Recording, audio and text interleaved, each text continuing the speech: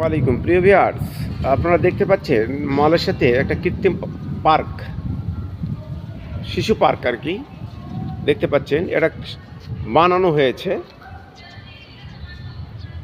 কিছু সময়ের জন্য, আবার হয়তো ভেঙে চলে যাবে, জানি না কতদিন থাকবে।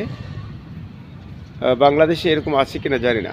এটা বাংলাদেশে যেরকম মেলা হয় কিছুদিন থাকে এরপর চলে যায়, ঠিক সেরকম আর কি। সুন্দর, এটা বিকেল থেকে মূলত শুরু হয়, সন্ধ্যার পর থেকে বা সন্ধ্যার আগে থেকে শুরু হয়।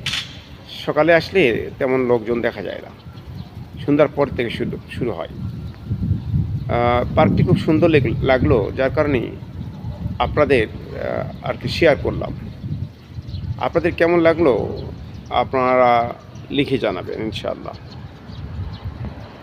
এ পর্যায়ে সবাই ভালো থাকেন, সুস্থ থাকেন এবং নিরাপদে থাকেন। আল্লাহ হাফেজ।